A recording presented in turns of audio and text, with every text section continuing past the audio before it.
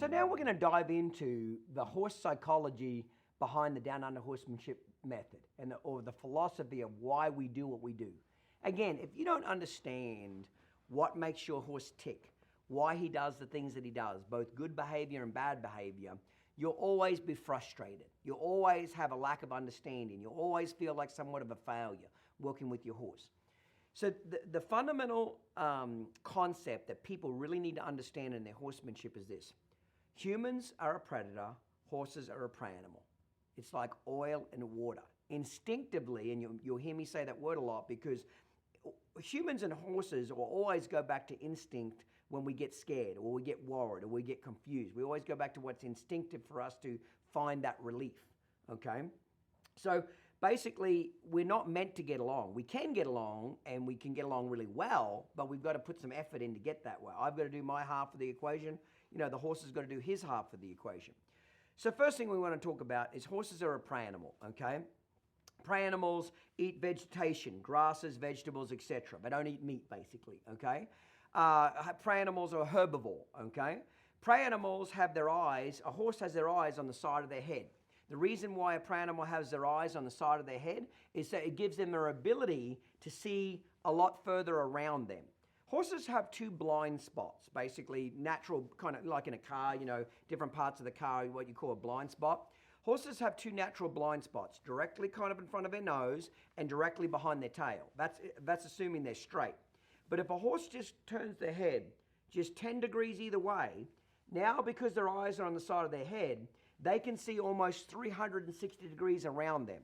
Why is it important for a prey animal to see 360 degrees around them? So they can see predators sneaking up on them.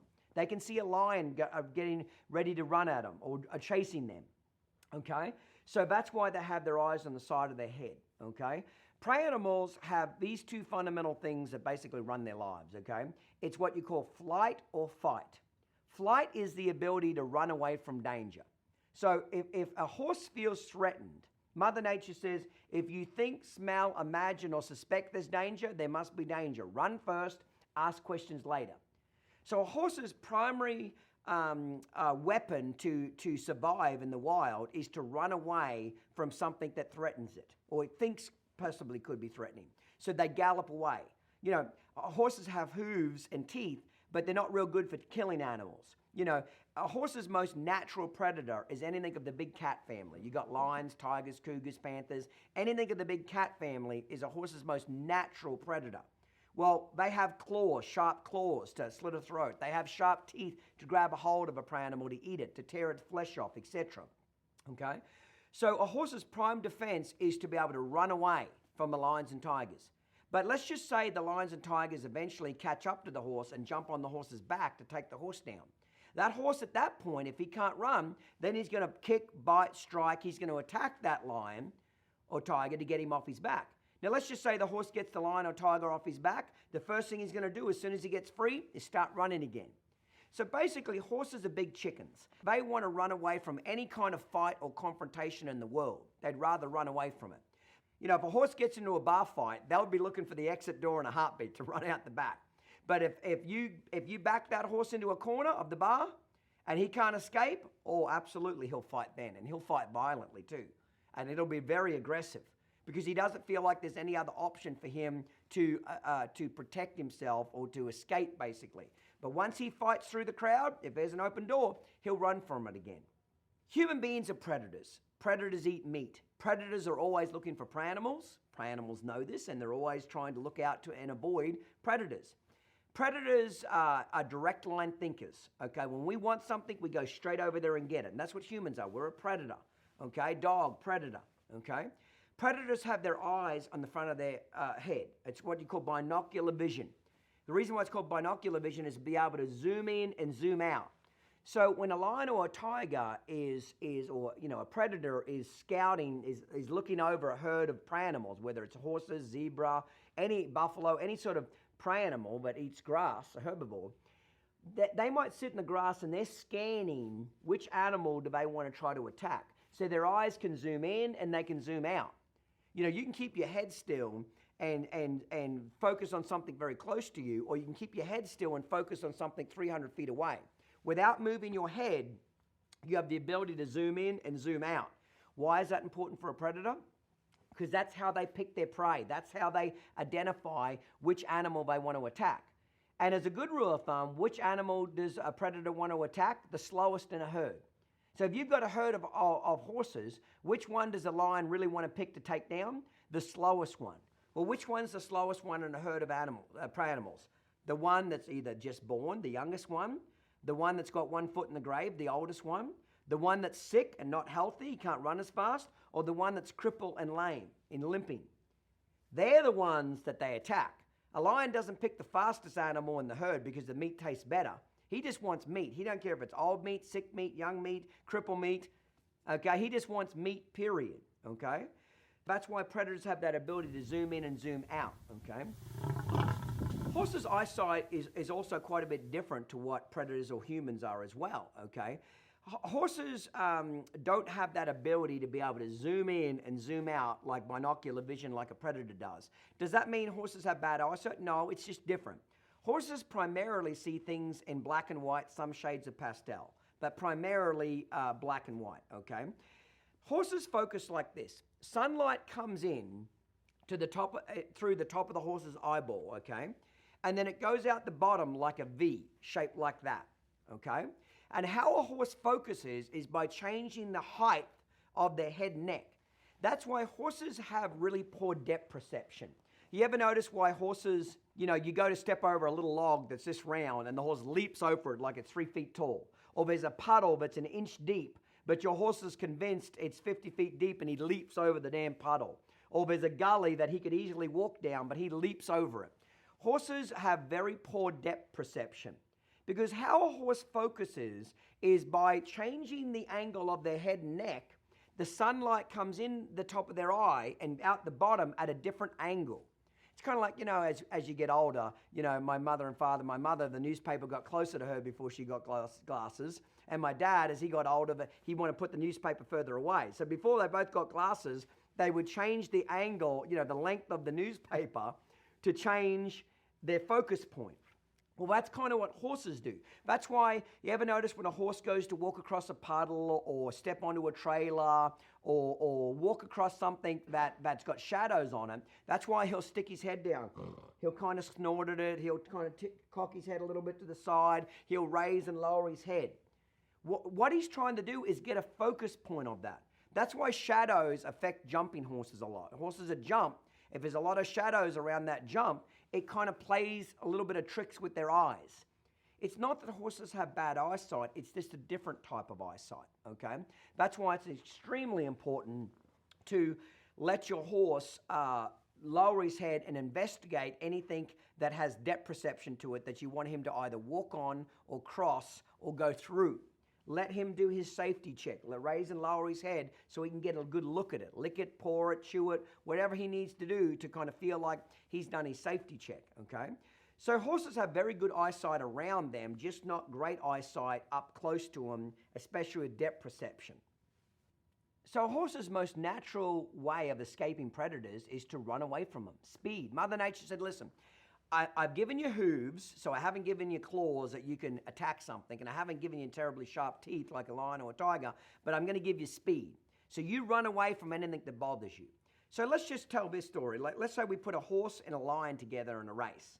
The horse can beat the lion in a race, but he might only beat him by 30 or 40 feet.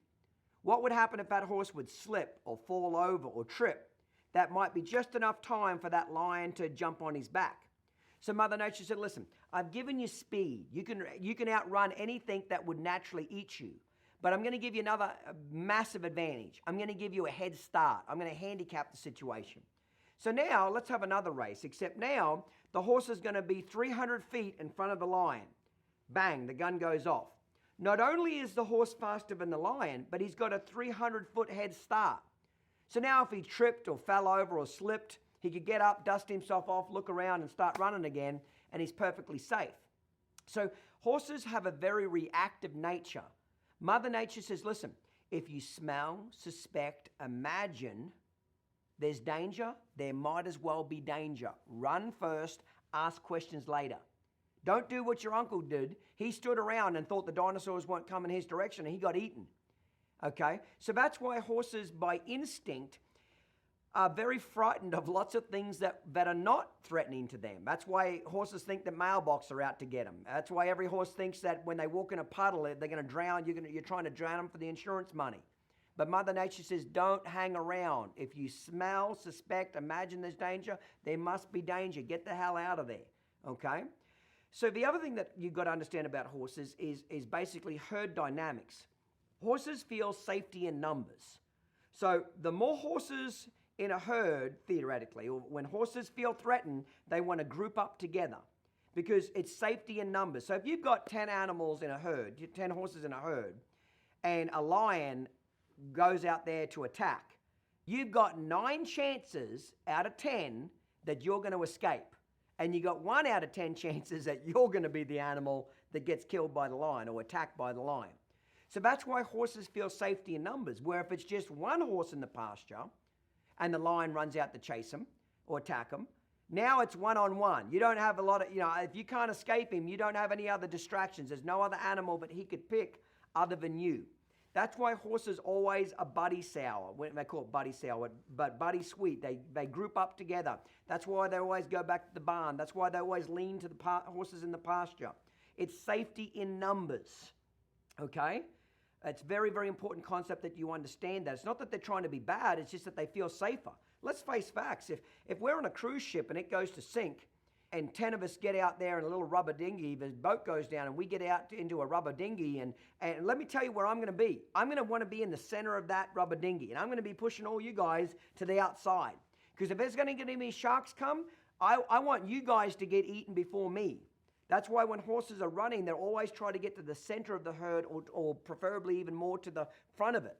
That's why horses on a trail ride in a big group often jig and want to race each other, because they're trying to get to the front of the herd. Because if you're at the back of the herd and something's theoretically chasing you, you're the first one to get attacked. But if you're at the front of the herd running away, there's 9 other horses between the last horse and you. So you're a little bit safer up the front, okay? Another important factor that people need to remember with horses and herd dynamics is basically the dynamics of how a herd works, okay? By nature, horses typically don't have large herds of horses, like 50 in a herd, okay? When we did that Outback series, where we went to Australia and I captured a 10-year-old wild stallion and trained him with the method, a lot of those herds of horses were anywhere from a small herd of 3, 4, 5 mares to a large one would have been, say, 15 mares and a stallion in a band, okay? So but we're not necessarily talking like herds of buffalo, like, Dances with Wolves, and you look out there and there's 15,000 buffaloes on a plain. Horses don't typically interact like that naturally, unless we obviously catch up 300 Mustangs and you put them in a pasture together. They're a big herd at that point. But breeding-wise, they're kind of smaller pods, between anywhere from 2 or 3 to as large one might be, say, 15, that a stallion can cover all those mares. But here's why it's important to understand herd dynamics, okay? It's very important that horses establish a pecking order with themselves and eventually with you, the human, as well. So let's just say we get 10 horses that have never met each other, and we put them in a pasture together today for the first time. These horses don't know each other. As soon as we put them in a herd together, they're immediately going to start establishing the pecking order. Who's number 1? Who's alpha mare or alpha gelding? Who's alpha? And all the way down through number 2, 3, 4, 5, 6, all the way down to number 10. So how are they going to do that? By moving each other's feet. They'll chase each other around. They'll pin their ears back. They'll bite each other. They'll kick each other. They'll be moving each other's feet. Okay? And it'll especially get a lot more aggressive when you take out food, when you take out water. Let's just say you take out 1 bucket of grain in a pasture with 10 horses, and you sit that 1 bucket of grain down. I guarantee there's going to be a lot of biting and kicking and fussing going on, because number 1 horse wants to eat that grain. But number 2 horse says, well, I want some of it too. And they're going to be constantly fighting and bickering, like all animals do, even predators do this, over food, okay? It's establishing pecking order, okay? Now, after you have these horses in a pasture for, 2 or 3 days, most of the pecking order would be established by then. So you've got your number 1 horse all the way down to number 10, okay? And again, How does, if the alpha mare, the number one horse in the pecking order, if she wants the other horse to move away from the feeder, what does she do? She pins her ears back. And what do the other horses do? They scatter. Why do they scatter? They move forwards, backwards, left, and right. Because when she pins her ears back, if they don't move, she's going to act like she's going to bite. If they still don't move, she's going to bite that horse on the butt. If that horse still doesn't move, she's going to turn around and threaten to kick. If it still doesn't move, she's going to kick. And if she still doesn't move, she's going to keep kicking with rhythm until that other horse runs away. But then again, that other horse might say, hey, listen, I think it's time for me to be number one in the pecking order now. And now you've got two horses kicking each other. We've all seen that. Or two stallions fighting, rearing up and fighting each other and kicking each other. When two horses are kicking each other, whatever horse leaves first is the loser. Whoever moves first loses. So whatever horse runs away, that's why moving a horse's feet is very instinctive for these animals. Whoever moves first loses. So when a broodmare or mare or gelding, whatever horse is number one in the pecking order, alpha horse, when they pin their ears, all the other horses scatter. Where do they go? Forwards, backwards, left, and right. So how we're controlling the horse is the same way they do it to each other. Is we're going to move their feet forwards, backwards, left, and right through a series of groundwork exercises and riding exercises, just like horses do to each other. Okay?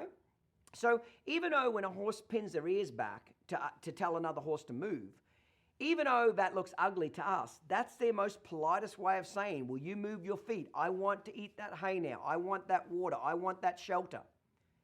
But it quickly escalates, very quickly, doesn't it? It goes from pinning the ears to biting, kicking, and aggressively acting in a heartbeat. And within 2 or 3 seconds, very quickly, if she doesn't get the result, or the number one pecking order alpha horse doesn't get the results they're looking for.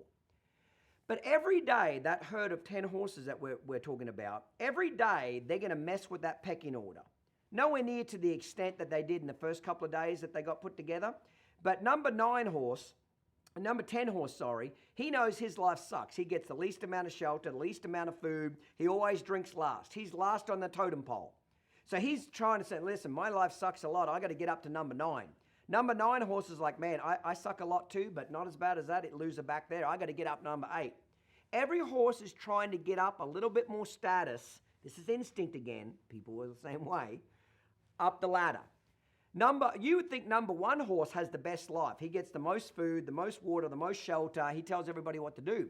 But if you ever really study the number 1 alpha horse in a pasture, they're always looking like there's something's annoying them. They're always walking around. Move your feet, move your feet. I'll be back to kick your ass later. They're always double checking that they've got control of everybody else's feet. Number 2 horse, he's like, you know what? I'm not number 1. I think that crown would look much better on my head. So I'm going to try to knock number 1 off as quickly as I can. Just like, in that Outback series, every stallion that had control of his band of mares, like he got the breeding rights, there was always a bachelor herd of stallions over here that were watching from a distance. Every so often is going to come in here and challenge that main stallion for the breeding rights. And if he challenges him and they fight and the stallion, the one that's currently breeding, runs away, then the new stud gets to breed those mares. That's how horses instinctively keep their genetics going. That's how you don't end up with a lot of inbreeding. Because one stallion will very rarely keep a hold of one band of mares, assuming, of course, there's other studs around the area, okay? Obviously, if he just lives in a pasture with those mares, that doesn't count. But horses naturally, like when we did that Outback series, there was literally thousands upon thousands of wild horses in the middle of the Outback where we went. So we've got thousands upon thousands of genetics to pick from, okay? So when that new stallion chases the old one off, now he gets to breed all those mares and any of that mare's progeny, okay? So horses are constantly messing with that pecking order, okay? Now, very rarely do you ever get one to go from like number 10 to jump up to number 1. Very rarely do you get that, okay? But they're always messing with it. And I tell you why they're always messing with it. It's always really important to horses instinctively that they know who's the alpha horse. They know who to follow. Because the number 1 horse is going to be the horse that leads them out of danger. So when you've got horses that are grazing out in a big field or out in the wild, they're in a group, but they're not like huddled together like this. They're kind of spread out over, 300-400 feet. They're kind of spread out over a big area. But if something alerts that horse or something bothers that horse that, oh my God, there could be a predator out there. I think I smell a lion. I hear something. There's something in the bushes. The first thing that happens is one of the horses will kind of raise its head up. We've all seen horses do that. They kind of pick their head up. And then sometimes they'll even kind of snort. And then as soon as that happens, every horse looks over there. So if that horse is looking over there, every animal picks its head up and looks over there as a group. And then if the horse still thinks there's something threatening over there, that horse will then turn and run away, and he'll run back towards the center of the group. Well, guess what all the other animals in the herd do? They all form a pack. They all go like this. They were spread out. Now they do this. Why? Safety in numbers. And then at that point, if they feel like something's threatening them or something's going to chase them, the alpha horse, the number one horse in the pecking order, is going to say, okay, everybody, we need to leave this way. Everybody follow me now. Come now. They don't have a discussion. Well, who's number one in the pecking order? Was it Betty yesterday, or was it Frank? Or Wilma, she's pissed off because she never gets to lead the group. Or Dennis, he doesn't ever have a go either. They don't have this friggin' democracy going on where they all get to vote. Do you know why? Because their lives are in danger. Instinct says, if you stand still, you're going to get eaten. Haul ass now. But you don't all, do you notice all 10 horses don't do this? They don't all just run 10 individual directions. They form a group, and then the alpha horse says, let's go this way. And everybody else says, good idea. And they follow her or follow him. Do you know why? Typically in the wild, it's a mare that will be the alpha. Even though the stud will breed them all, typically it's a mare in a group in the wild, alpha mare, that will lead that group. Because why do they follow her instinctively? Why do they follow her quickly and without a fuss? Because she's number one on the pecking order. She proves to them every day, I'm the smartest, I'm the bravest, I can run more, jump more. I know how to get us out of danger. Does that make sense? So they all follow.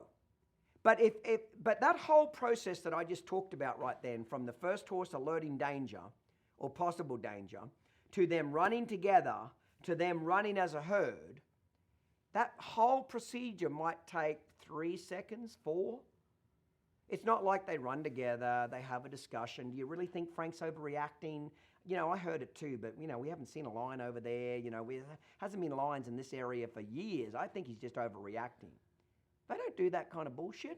They form a group and haul ass now. That's why horses challenge the pecking order. Because under emergency situations, every horse has got to know where it goes now. So they form a group and they run. And they stay as close together as they possibly can, is a good rule of thumb. Because the one at the back of the group has the biggest chance of getting eaten if something's chasing them. The one at the front of the group has got the least chance of getting eaten. That's how instinct, the toughest survive. The animals that are the toughest and the smartest, they never get eaten very much. They get to breed again. The ones that are dumb and not real smart, not real athletic, they're easily get eaten very, very quickly. See, in Mother Nature, the horses that are quiet and dumb and docile, they get eaten like that. The horses that are very jumpy and reactive and spooky, they never hardly get eaten, okay? So, here in North America or most parts of the world, anything of the big cat family is a horse's most natural predator. In Australia, we really don't have any natural predators as far as animals. We don't have lions and cougars and tigers and all that kind of stuff, panthers as an animal in Australia, okay? So a horse's most natural predator in Australia is actually the weather. When we did that Outback series, horses were very, very plentiful, wild horses, because they'd had 3 years of really good rain seasons where there was lots of food and water for them to drink and eat.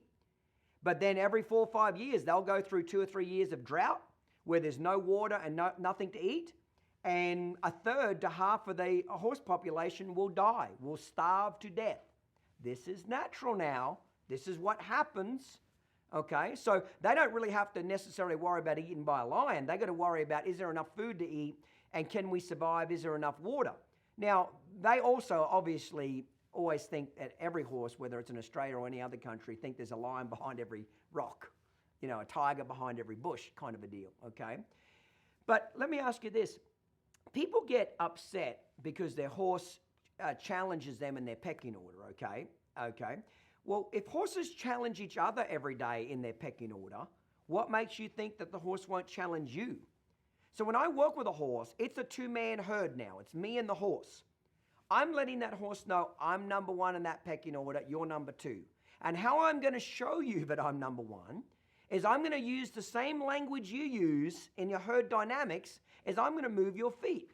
Just like the horse chases the other horse away from the feeder, chases away from a shelter, bites and kicks. I'm going to move your horse's feet. And I'm going to do that through a series of groundwork exercises and riding exercises, and you're going to learn I'm number one. And the horse will say, okay, you might be number one, but every day I'm going to see if I can take that from you, just a little bit. Now, horses are just like people. They'll challenge you a lot, and sometimes they'll challenge you very little. Some horses challenge that pecking order with the human a lot every day. Other horses just challenge it, a little bit every 2 or 3 weeks. It's kind of like some kids give their parent, my sister was the perfect child in the world. Never challenged my parents' authority, never challenged her chores. She always did her chores, always did her homework, was the perfect child to ever raise. That's what my sister was. Now, me, on the other hand, they got payback with me. I was the biggest pain-in-the-ass kid in the world. I always challenged my dad's authority. I always challenged, why do I have to do my chores? I always challenged what the rules were, okay? Right? We were both raised the same way, both genetics, but one didn't challenge much, one did. Horses are a lot the same way. Some horses will push the issue a lot, some won't, okay? Now, when that broodmare, when she pins her ears back, if the other horses move away from her, she doesn't kick and bite. Horses only kick, bite, and act aggressive when the other horse says, I'm not going to move my feet, or I'm not moving my feet fast enough. I'm not going to move at the pace you want me to move. When horses bite each other, do they ever take the hair off? Yeah. Do they ever break the skin and make it bloody? Yeah, quite a few times. You ever seen horses kick each other and they have a hematoma on their side where there's swelling underneath the skin? Yeah. Horses can break each other's legs out in the pasture, okay? They can kill each other. I've seen horses before kick, and they'll kick another horse in the hock or in the knee, and they'll break a knee, break a hock, fracture it. Well, in the wild, that horse doesn't get to see a vet. He just limps off and eventually dies, okay? So I need people to understand that horses' herd dynamics, if you really want to, quote unquote, for lack of a better word, and I hate using this word, natural horsemanship. I'm not a natural horsemanship trainer. I'm down on the horsemanship. This is a method that I use. But a lot of people that have a misconception about natural horsemanship. If you really want to see horses naturally interact, go out in the field, put 1 bucket of grain out there, get back in a lawn chair and a carton of beer, and just watch what happens. You'll see some natural ass kicking going on. You'll see a lot of natural fighting going on. You'll see a lot of pecking order reestablishment going on there. That's what horses, people think that horses just naturally groom each other every day and they all get together and move as a herd, and whatever horse is the skinniest, they let him eat first and give him the most shelter because he needs more loving. Couldn't be further from the truth. If you really want to analyze what nature is, it's pretty aggressive actually. Nature's pretty black and white. Nature is the toughest survive, the weakest die. That's what nature is.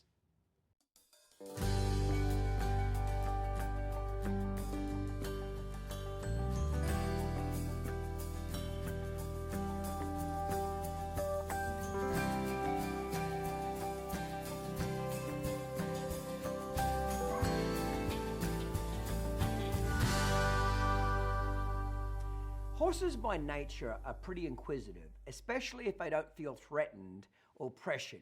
When a horse feels threatened or pressured, no, he's not inquisitive or curious at all. All he wants to do is get the hell away from the pressure or the situation that's making him feel uncomfortable. But if they're left alone, or at the very least allowed to feel a release of pressure, they will investigate, they will smell, they'll lick, they'll nip, they'll bite, they'll do their little safety checks, okay? So they're very inquisitive by nature, but only if they don't feel threatened. See, the thing that people are going to understand about horses is that horses and humans, predators and prey animals, we're not motivated by the same things, okay? Horses are motivated by safety, comfort, food, and stimulation, both mental and physical stimulation. Okay, so let's go over this, for example. Safety. A horse doesn't care about anything except his safety to begin with. That's his primary focus in the beginning is safety. That's why, for example, a lot of people, when they try to get a horse on a horse trailer, and why does a horse not like a horse trailer? Because it's like a cave on wheels. Horses are very claustrophobic by nature. They hate tight, narrow spaces because tight, narrow spaces limit their ability to be able to flee or run from danger. Okay? So a lot of people, when they don't, I used to do this as a kid for sure, is you couldn't get your horse on a trailer, you try to bribe them on with food. You know, you get a bucket and you let them taste the grain and you move the bucket into the trailer and you want them to walk in the trailer. A lot of the time that does not work and getting a horse on a trailer, especially if the horse is frightened, he'll never go on. But if he's a little bit unsure, maybe they'll go on for food. But often it's very unpredictable, doesn't work very well. It's consistently kind of a bad technique. And you know, and I've seen people that don't feed their horse for, 2 or 3 days and say, if he's hungry enough, he'll walk in that trailer and eat that hay. And they'll cut the horse's water and food off and thinking that if he'll go in that trailer, he'll get food and water. They won't go in there. It's just that simple. They won't go in there if they feel threatened. Or what they'll do is they'll go in the trailer. You ever notice if you put hay in there, they'll go in there and magically overnight, they'll drag all the hay outside and then eat it outside. Okay? Why does food not work with a horse not wanting to go into a trailer? That's why food, as a good rule of thumb, is not a good motivator to train horses. Okay, I'm not saying you can't train a horse using some food, but it doesn't work very well. It's pretty inconsistent. It's just not a great motivator there, okay? Especially when you need it to happen now, okay? You need the horse to perform now, not when he's feeling hungry next, okay? Because if a horse doesn't feel safe, he doesn't care about food. Safety first. So once the horse feels, so people ask me, well, Clinton, do you use food to get to in a trailer? Do you feed your horses in the trailer? Yes, I do, but not while I'm teaching them. Not while I'm training them. I use food once the horse understands the trailer, he's comfortable in the trailer, he knows how the trailer works, he's not going to be frightened of the trailer, he's comfortable. Then I don't mind feeding him in there. That's great to feed a horse in a trailer. But I take food away from the equation to teach him or to train him to stand in there. That's the last thing I do is reward him with food. So if he doesn't feel safe, he's not going to be comfortable. So he's first of all got to feel safe in the trailer. Once a horse feels safe, he'll automatically start to feel what? Comfortable. Once a horse is safe and comfortable, then he says, well, what could I eat? What could I drink? Then food becomes a priority to him. But food is not a priority to that horse if he doesn't feel safe or comfortable. So once he's safe, comfortable, and he eats something, the next thing that motivates a horse is stimulation, mental stimulation and physical. What do I mean by mental? Horses are just like people. They don't want to do the same boring job every boring day, okay? If I made you repeat the alphabet every day 50 times the rest of your life, pretty soon after a few months, you just absolutely resent the alphabet, hate the alphabet, okay? Horses are the same way. So they mentally want stimulation. I don't try not to do the same thing every single day. And the other thing they need is physical stimulation. That's why getting a horse turned out of their stall, or preferably even letting your horse live out in a pasture with other horses and herd dynamics, the more physical stimulation they get, it's better for their mind as well.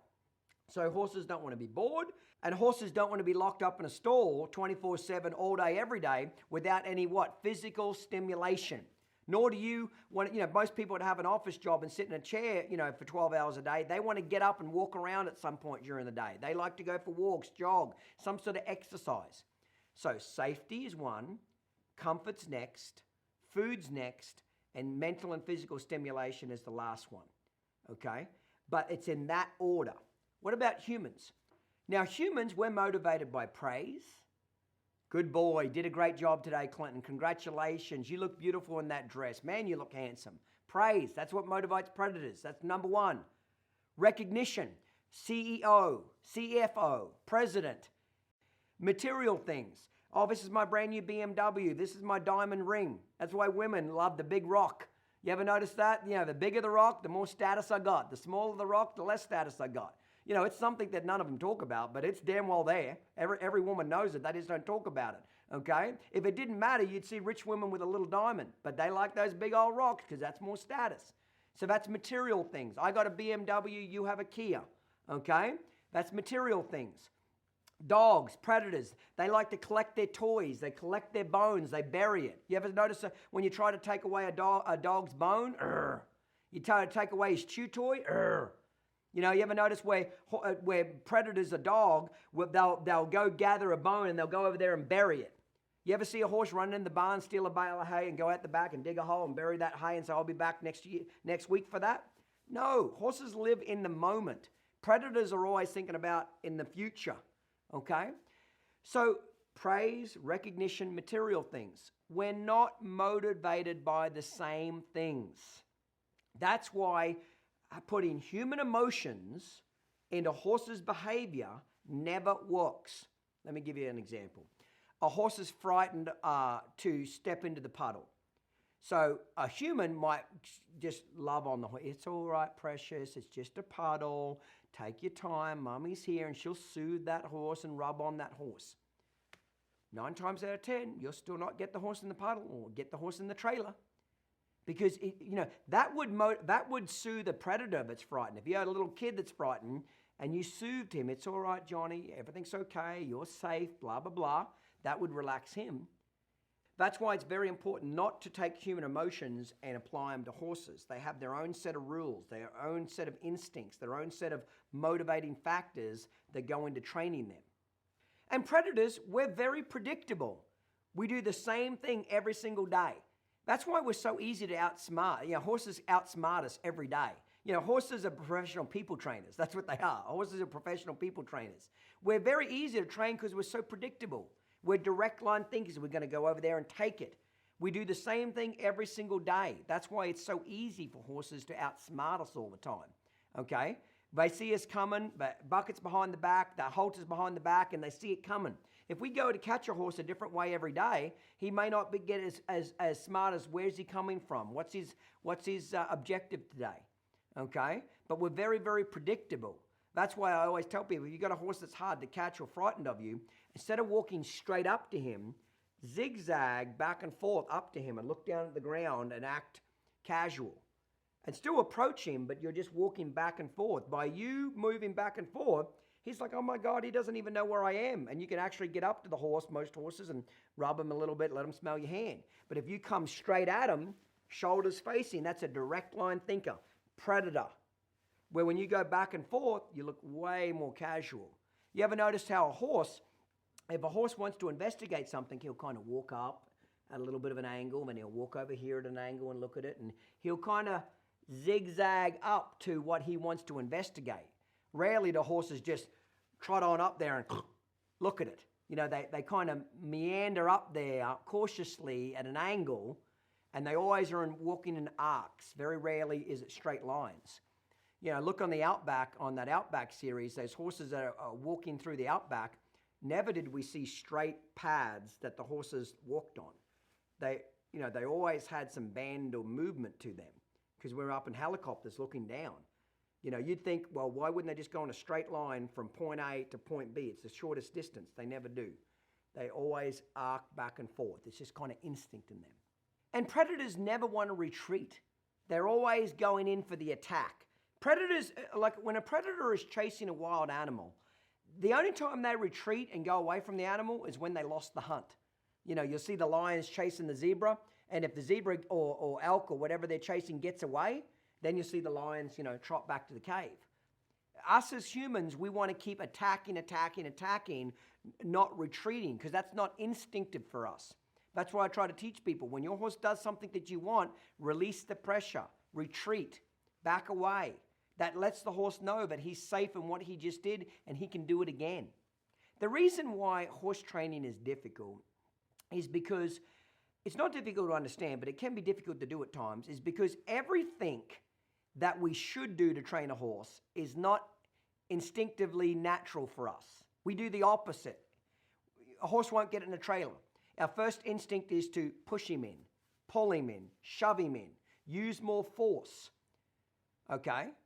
That's instinct for us. Grab, pull the prey animal to you, attack it.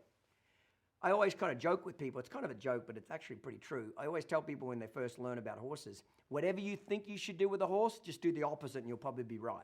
And that's kind of, as a good rule of thumb, a good way of looking at it because it's actually true. It's kind of like, your horse is frightened of the plastic bag and you shake a bag and your horse gets scared and gets nervous and tries to run. If you take the bag away, you just taught him to run away from the bag. Where if you keep shaking the bag with rhythm and you wait till he stops moving his feet and he relaxes a little bit, then you take the bag away, which is a release of pressure. You just taught him to stand still and kind of get a little quieter towards the bag. Okay, so that's why it's hard for us because what we think we should do instinctively is actually the opposite of what we usually should do with the horse.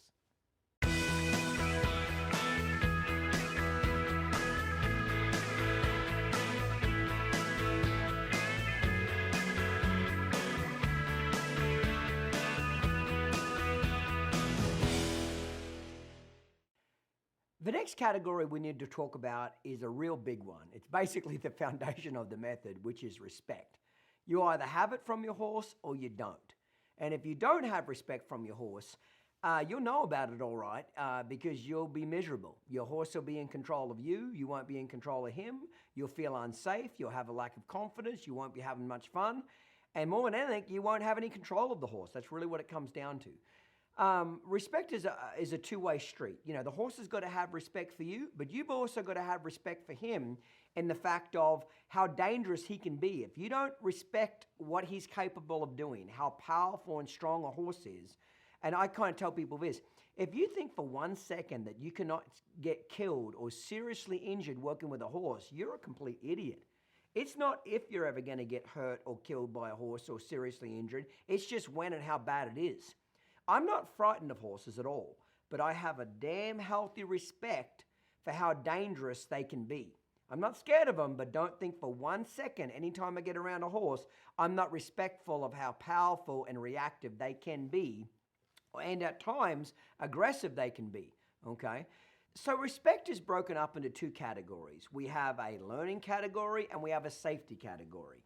And safety is the first subject that we want to talk about. Remember my core values of I don't want to get hurt, I don't want my horse to get hurt, I want my horse to learn something quickly and I want him to remember it.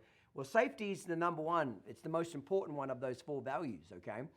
So when I'm working with a horse, I don't want to get hurt. So the first thing we need to establish with respect is our personal hula hoops, space around us. So when I draw a circle around me with my stick, that is my personal space. I don't want a horse to come inside that space. I don't want him to enter it unless I invite him into it.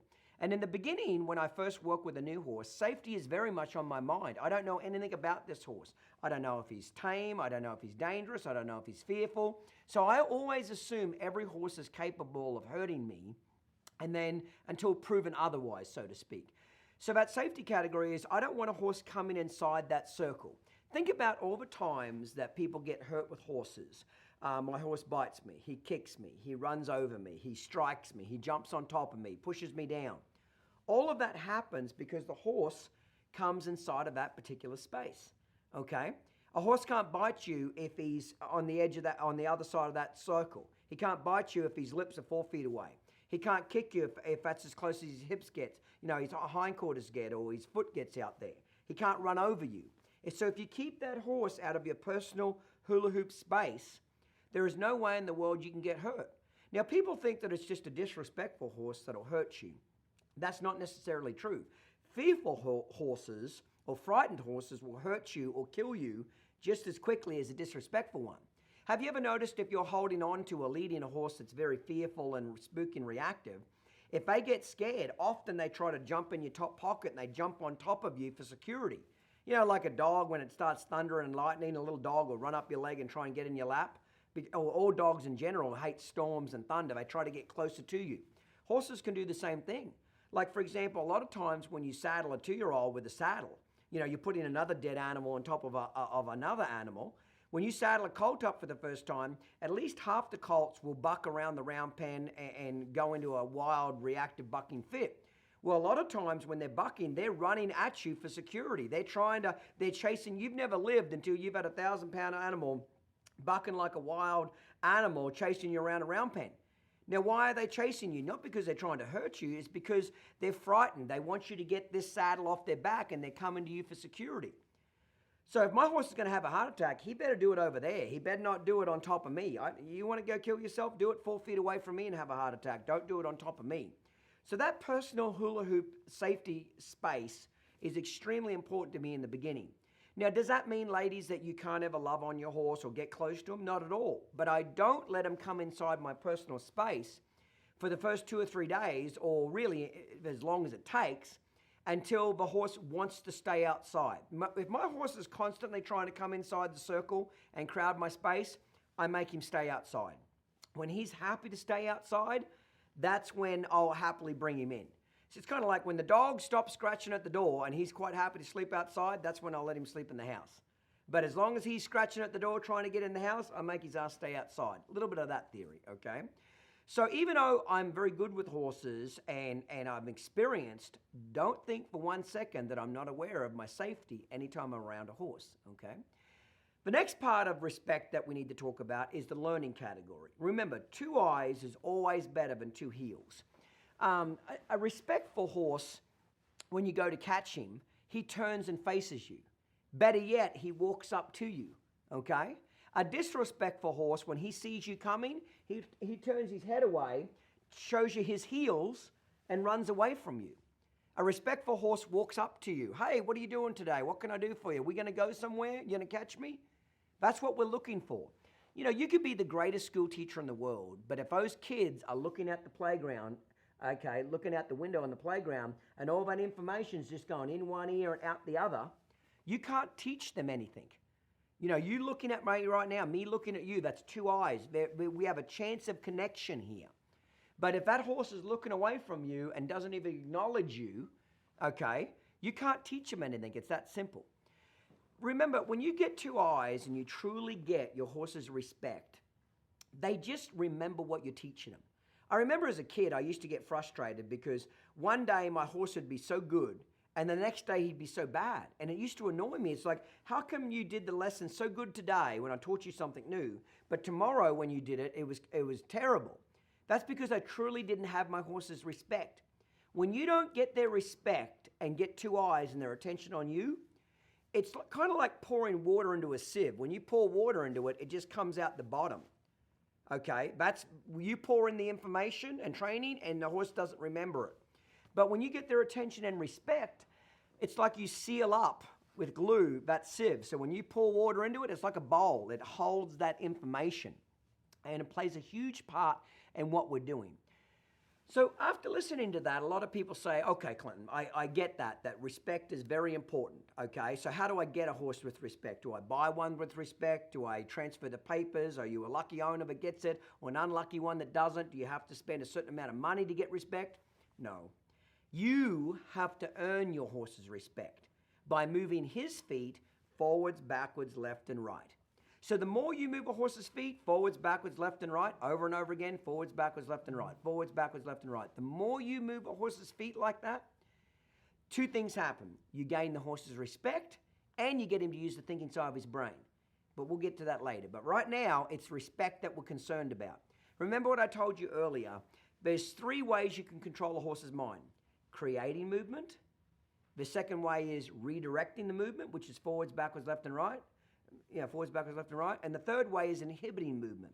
But the first 2, creating movement, getting the horse to move, and then redirecting that movement, are the major 2 ingredients that we start out with, okay? The third one's important too, but that's a little bit later. It's kind of after fundamentals, okay? So, the trouble with respect is it's not transferable.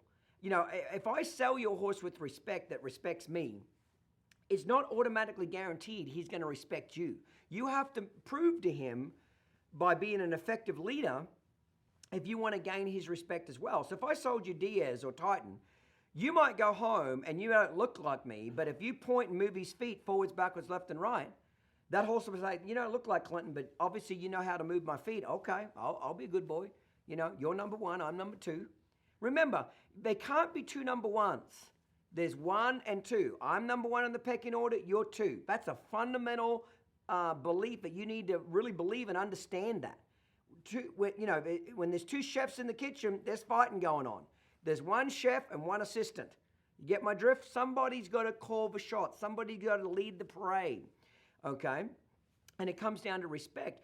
I wish horses kind of came with a certificate where, you could write down, he'll always act like this, and on every third Wednesday of the month, he'll buck, and every Tuesday, he'll do this. But it doesn't work like that.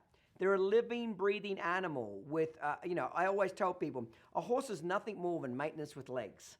Every day, if you want that good behavior to be good, you need to maintain it.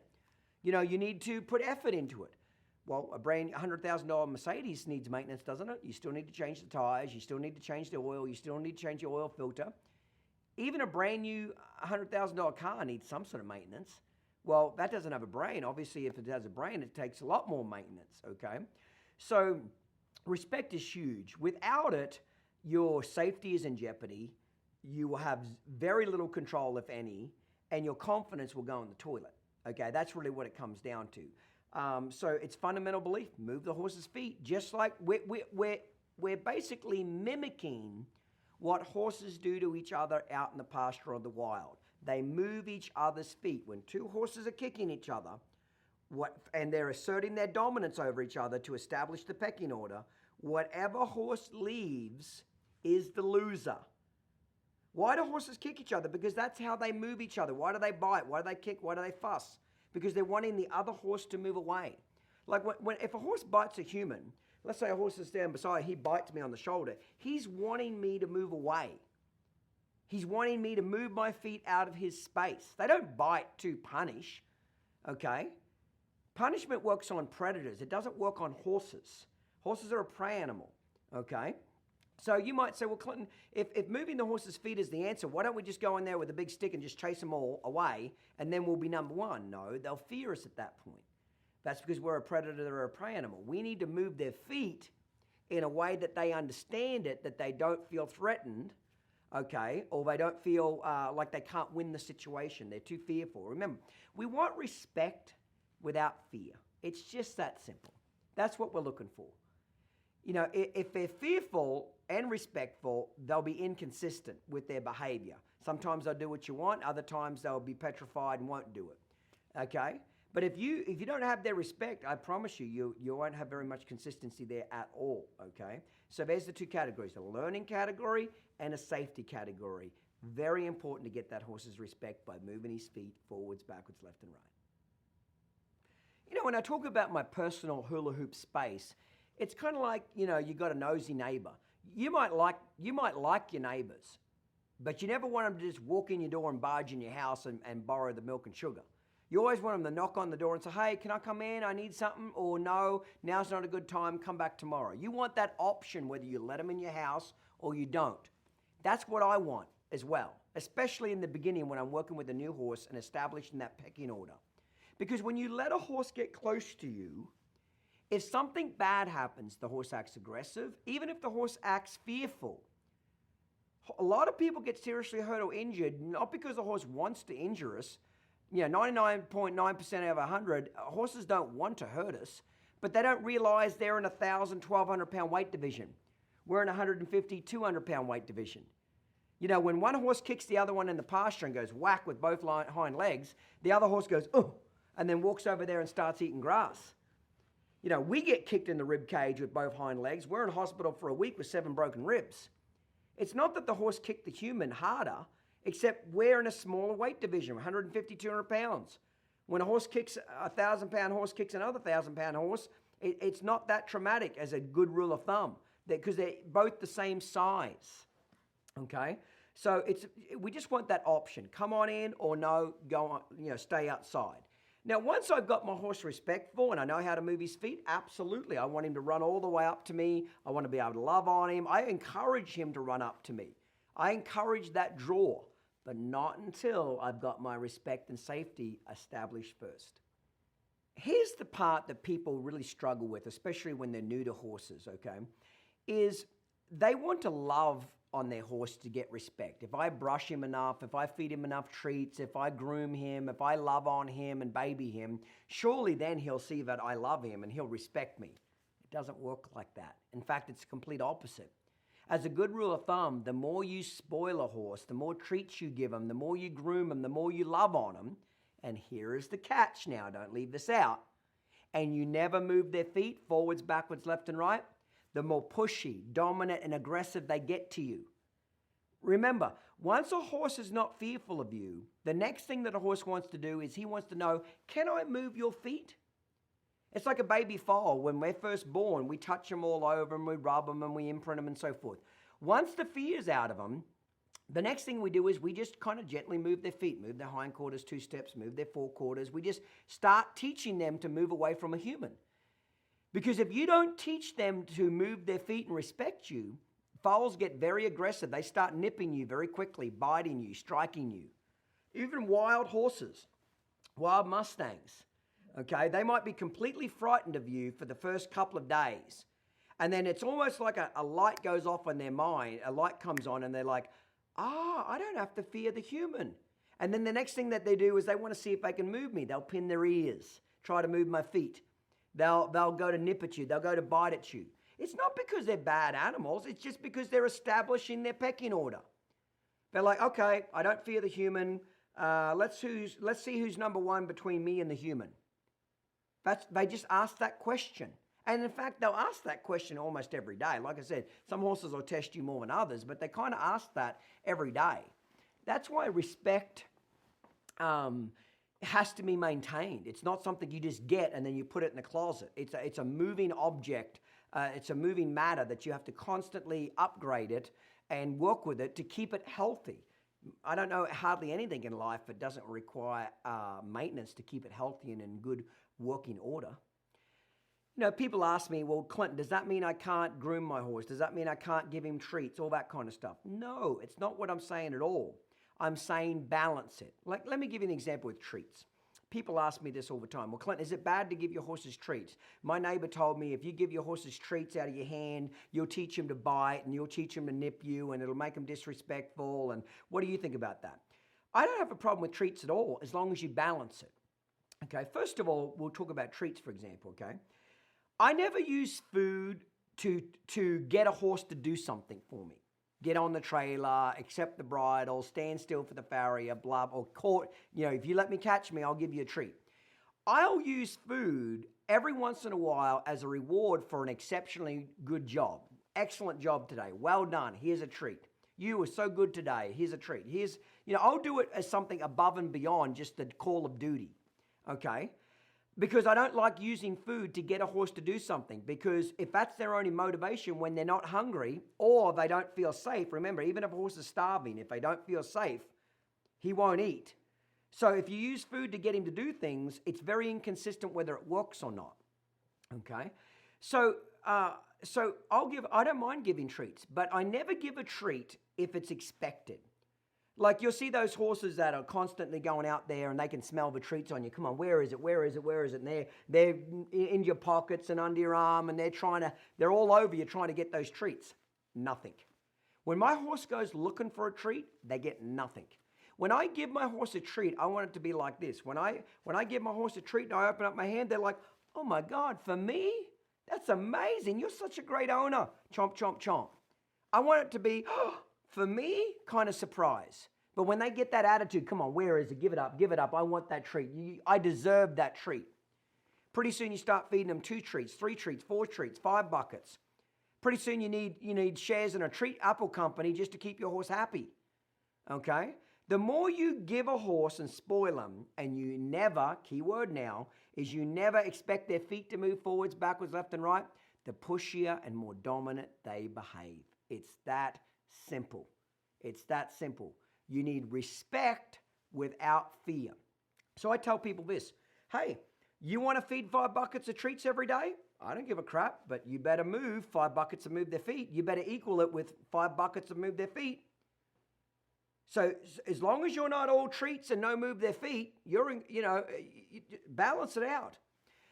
So, some horses, like Diaz, I could give Diaz 5 treats a day every day, and he just never acts like it's ever going to happen again. Like he's always surprised every time I do it. I don't know if he's not real bright or what it is, but like I'll pull out a treat and go, oh my God, this is awesome.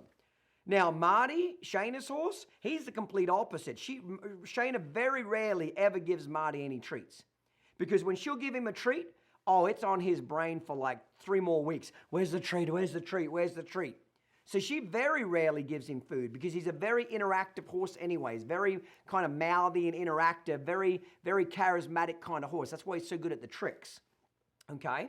So she doesn't give him very many food treats at all because it just blows his brain. He's like, oh my God, I got to get another treat, and that's all he focuses on.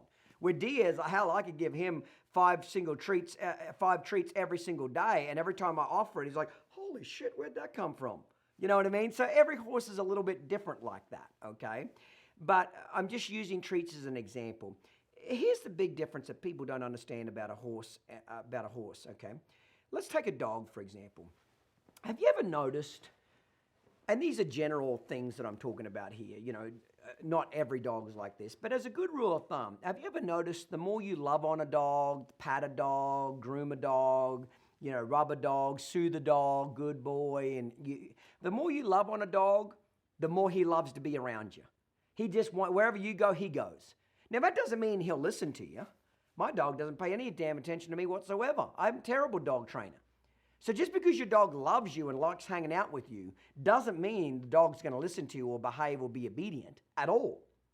So you can love on another predator as a good rule of thumb, a dog, and they'll just love you right back.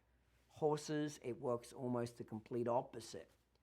The more you love on a horse and spoil them, and the key word is never ask them to move their feet, the worse their attitude typically gets. The worse their attitude typically gets. Now, sure, will they follow you around a pasture? Will they be easy to catch if you just groom them and give them a treat every day? Sure they will. They probably walk right up to you. But that doesn't mean you got any control of them. That doesn't mean that when you ask him to load on a trailer, he's going to go on a trailer. That doesn't mean when you ask him to lunge, he's going to lunge. It doesn't mean when you saddle him up, he's not going to buck with the saddle, okay? So I just want people to kind of understand that respect is the most important thing, because without that, your safety's in jeopardy, and your control and your fun and everything about why you're into horses is greatly put at risk.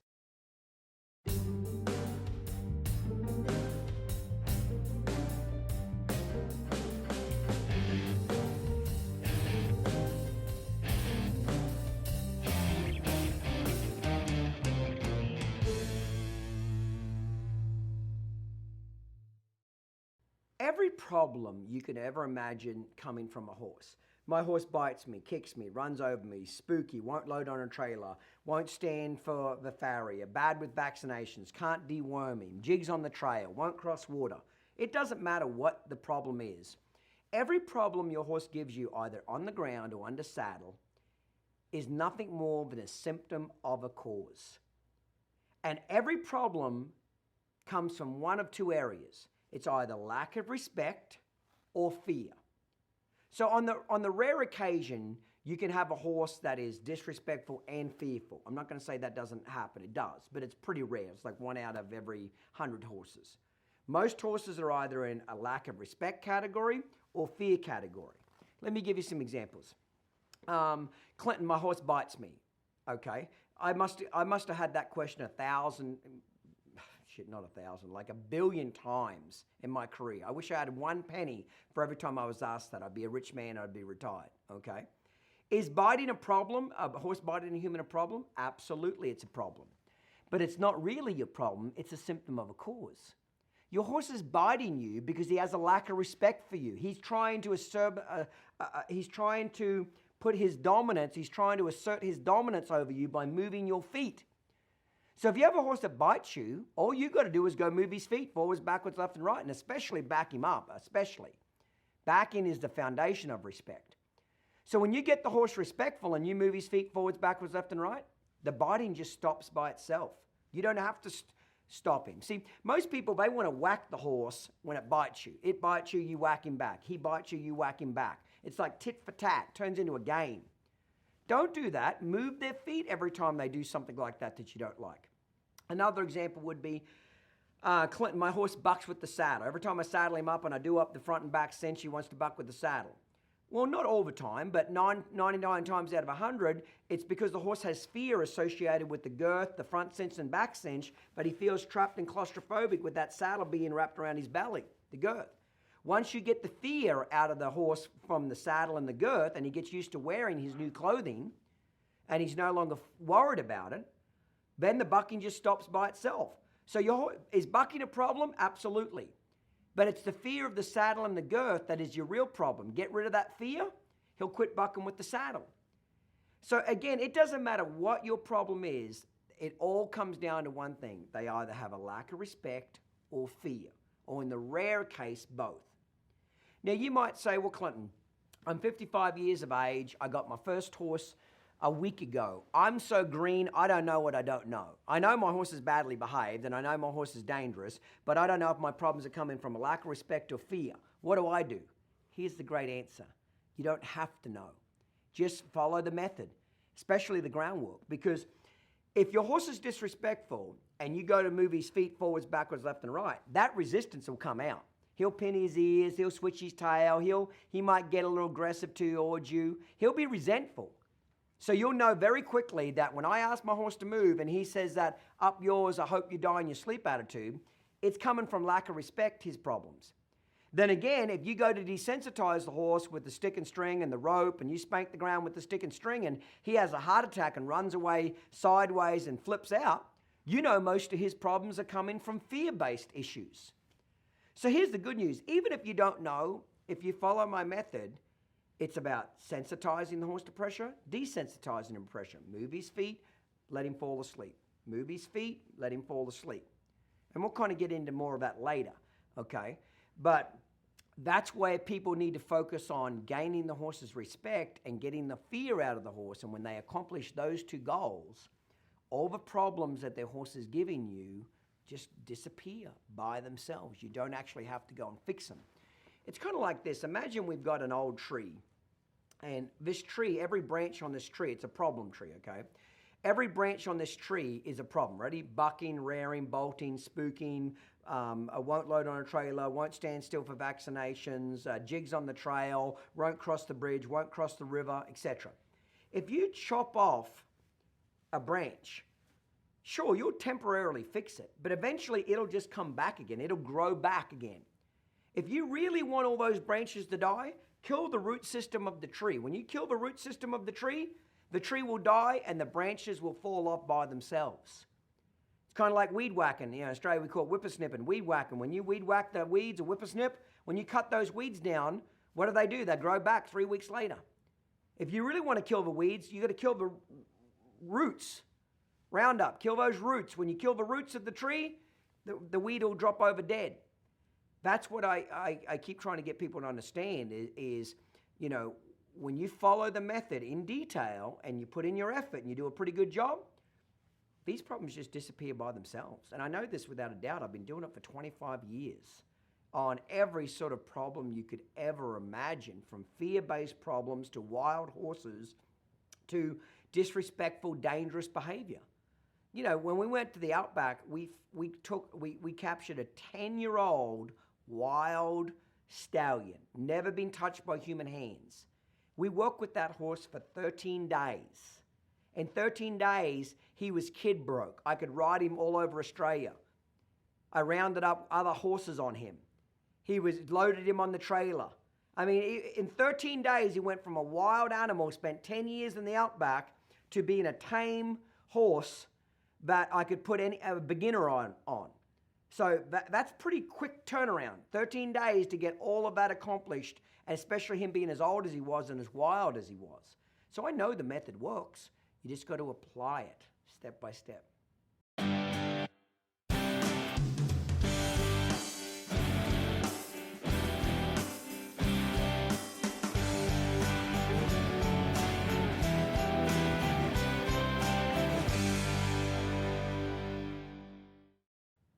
So there's two sides to a horse's brain, or two parts to a horse's brain that we need to talk about.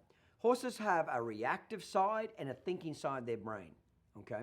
The reactive side of a brain is what we'll call default. That's instinct for a horse to use that side of their brain, okay?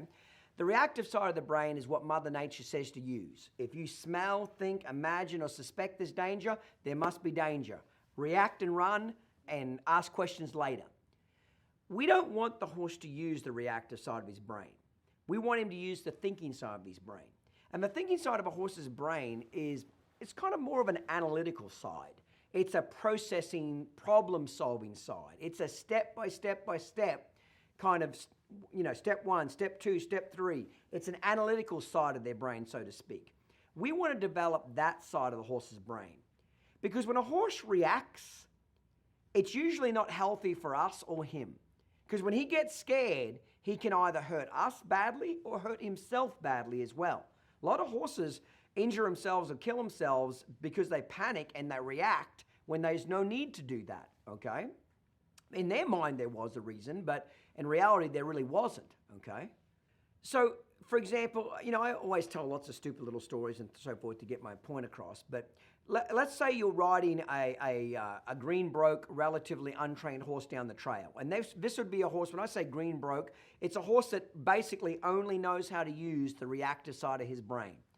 See, every horse has a thinking side of their brain, but it's so small and it never gets used that they don't even know it's over there.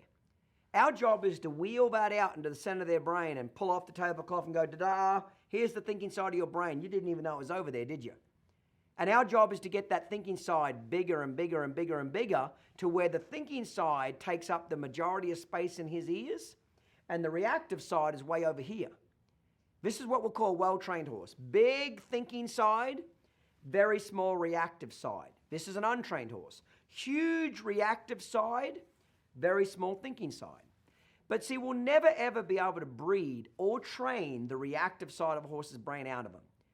Doesn't matter how much training a horse has or how much breeding, you breed one quiet horse to another quiet horse. Doesn't matter how much you genetically try to alter it, you'll never ever be able to train the reactive side completely out of them. Our job is to always get it to where it's like 1% of their total thinking or less. So that reactive side of their brain from time to time will show up where they'll just kind of do stupid little things, things that they're not frightened of, but they just kind of react to it today. You've walked him past the same trash can in the barn every day for 15 years, but today he looks at it and spooks at it and acts like you just sat it there. And you're like, you silly old thing, you've been walking past this thing for 15 years. I know, it was just the reactive side of my brain. I couldn't help it. So, for example, if you're riding down a trail on a very green, broke horse, that only knows how to use the reactive side of his brain. Remember, that's default. They instinctively want to use that side. We have to teach him to use the thinking side. And let's say your horse hears something in the bushes. Something moves in the bushes. All of a sudden he thinks, oh my God, could be a lion, could be a tiger, could be an elephant. I better run for my life. Get out of here. Go. Then again, it could have been a branch that fell off a tree into some dead grass. It might have been a little rabbit hopping through some leaves. Might have been a squirrel running through the grass. You get what I'm saying? It may be nothing even remotely dangerous, but your horse that only uses the reactive side of his brain always assumes that the boogeyman's over there. Your horse always assumes the axe murderer is in the bushes. So what we want to do is teach the horse how to use the thinking side of their brain. Think through a problem rather than react through a problem. Here's another kind of stupid little story. This would be an example of a horse that is really well trained and uses the thinking side of his brain like 99% of the time. We go down the trail on our horse. And our horse hears, and we hear something in the bushes over there. And the horse says, you know what, it could be a lion or a tiger, but I don't see a lion or a tiger. I'm not going to panic. I have no evidence that it's dangerous. I'm just going to ignore that and keep going down the trail. Then 5 minutes later, a lion walks out in the front of the trail, out 500 feet in front of the horse. A lion walks out in the trail, middle of the road. And the horse is like, oh man, there's a predator down there. There's a lion. Must have been a lion back in the bushes over there. Well, I'm still not going to run because he doesn't look aggressive. He's not coming towards me. I don't feel like I'm in any danger. I'm good. And my owner, he's good. He's not panicking. Then all of a sudden, the lion starts walking towards the horse. And the horse is like, okay, it is a predator. It is a lion. It is coming towards me. I'm still not going to panic and run because he's not running. He's not acting aggressively. He looks passive. We're still good and keep walking down the trail. And all of a sudden, the lion starts running at the horse, growling, showing his teeth, acting like a predator ready to attack. Then the horse says, okay, now I need to run for sure. It's a predator. It's acting aggressively. It's coming towards me. I need to move now. Now, even though that's kind of a stupid little story, but my point is, but every part of that story, the horse had a choice. Do I run and react or remain calm and stay here? Do I run and react or remain calm? Run and react, remain calm. And the decision to remain calm, a lot of it comes from me, the rider. Horses, this is going to be very important what I tell you right now. Horses are great followers if you'll be a great leader. Horses want to follow a leader, but you got to step up and be that leader. So when your horse is a little bit unsure of what he should do, and you're a great leader, you act like you have confidence. Come on, let's keep going. You can cross the water. You can cross the bridge. Come on, keep going towards the line. When you act confident, it gives them that confidence. But when they're a little bit unsure and you're on top of them, squeezing them with your legs, peeing down your legs, pulling on the reins, making them feel trapped and claustrophobic, now the horse has no leader whatsoever. You know, the kid might be screaming because he's frightened of the lightning and thunder. The mother shouldn't be screaming. She's supposed to be there calming him down. It's all right, honey. Everything's good. Mommy's safe, blah, blah, blah. If the mother starts crying and wailing and the kid's crying and wailing, oh my God, now it's the blind leading the blind. You know what I mean? Even if the mother's scared, she's got to show leadership to that child. Even if the mother thinks they're going to die in a flood, she's never going to look down at the kid and say, yeah, you're right, Johnny. You probably should be crying because we're going to get flooded out tonight. You can't swim, so for sure you're going to drown. So I'm just going to go over in the corner and start drinking alcohol and taking pills, and I love you very much. You should be frightened. Even if the mother thought they were going to die in a flood, she'd never tell the kid that.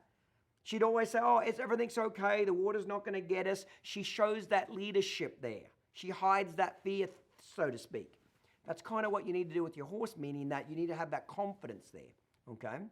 So you might say, okay, Clinton, I get it. Thinking inside the horse's brain's very important. How do I get it? What do I need to do? Same thing you do to get respect.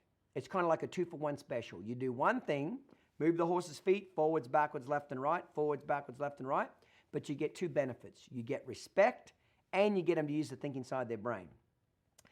Look at the thinking side of your horse's brain like a muscle, okay? The more you exercise and work out, the more your muscle grows. What happens when your muscle grows? You're stronger with your arm. You can lift more, pull more. You're more adapt to use your arm. But if I stop going to the gym every day for the next year and I stop working out, my muscle will shrink and get weaker and flabbier. Now I'm not as adept to pull, lift, push, move, have that strength. So that's why when you sell somebody a really well-trained horse that's got a big thinking side of their brain, if they go home and don't exercise the thinking side of their brain by moving his feet forwards, backwards, left and right, the thinking side will get smaller and smaller and smaller and smaller.